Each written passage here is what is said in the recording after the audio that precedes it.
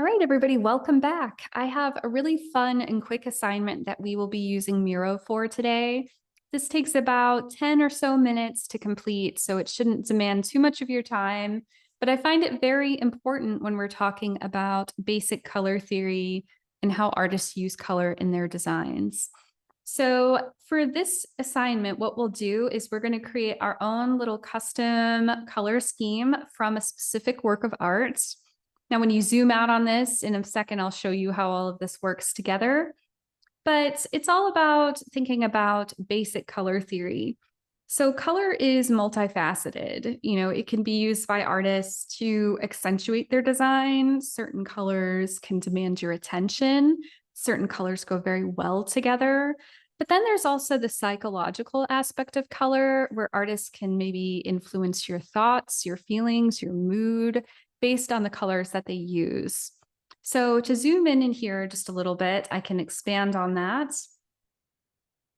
And there's this lovely color chart here that I have added to our project today that this wonderful person put together. And it's showcasing how colors associate with emotions and really influence our behaviors in ways that we may not always catch. So with this color meaning chart, she does a wonderful job at explaining the both positive and negative connections with certain colors. For example, red can represent things like love and excitement, but it can also affect very negative things. It can make you feel anxious. It can make you feel overwhelmed, while the colors blue and yellow and green can have an opposite effect. So you can use this today when we are analyzing colors. And I also have just some basic things that I pulled over from our textbook today. So let me just zoom in up here really quick. We have our basic color wheel here, and I have it broken down on the side where we have our primary, secondary, and tertiary colors. We're not going to go really far beyond that because I know many of you are just learning color theory, and I'm not trying to drive you crazy because color is complicated, as you may have already noticed with this project.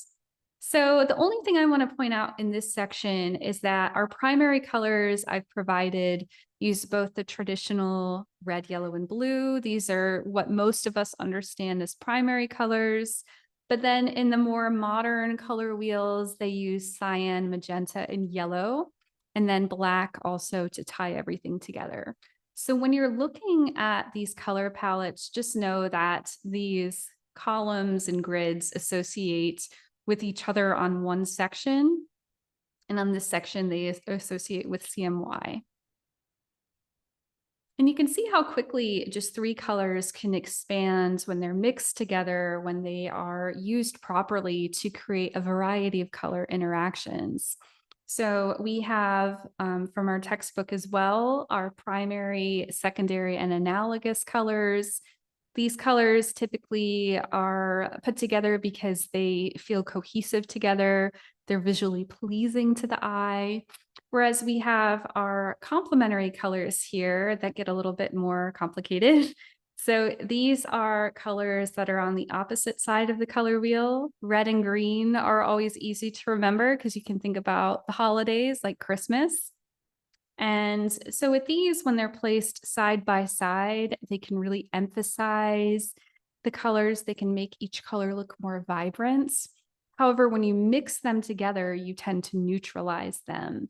So that's where you get those browns and gray tones, all of those different colors that come from our primaries. Hopefully this is making sense to you. You can always reach out to me with questions. I also have an example of monochromatic colors. So with these, it's using one color that you are manipulating by using white, black, or gray to expand that color. So in some of the examples, you might use a monochromatic color scheme to explain why this artist chose this color palette. So to associate with that, you can see how one specific color, like our green here, that's very saturated and bright, can be neutralized in different ways by adding white, gray, or dark colors like black. So how does all this go together? We have basically what I'm asking you to do in this assignment is you're going to select one artwork. You're going to select a few of these blank color schemes here, these little swatches. And then we're going to use our eyedropper tool or color picker tool to break down the individual colors in the piece. This sounds complicated, but it's really not. And again, you're welcome to reach out to me if you feel like you're kind of stuck on this assignment. So just to give you a reference to this, I have the instructions on how to do this here. But for example, you have our editable ones here. You can just copy and paste them over with an image that you want to collect. And you're going to hit the little square right here to activate that.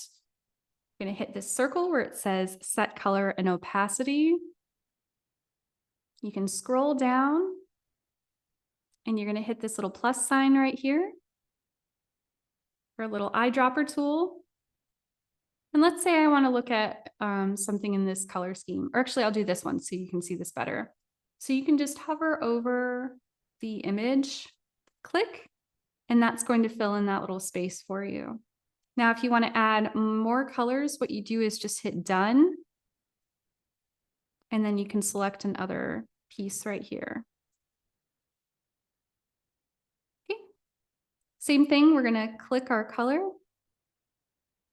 set color and opacity, scroll down, plus sign, and let's say I want to compare this color to another color in here. I can see some greens, I can see some blues and yellows. Let's see if I can get this color right here.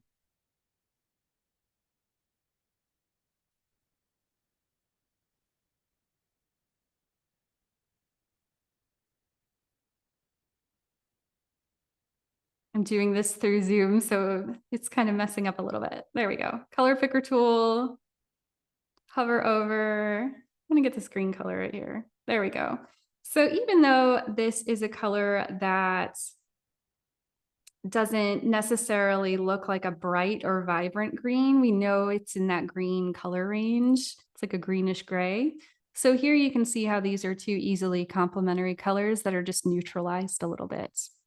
So what I suggest for you to do is just pick one of these images over here that you'd like to use, copy it into another section with a few of these color swatches, and then all I ask for you to do is just add a few notes about how those connect to color theory. Okay, I hope that works for you, and I can't wait to see how these turn out.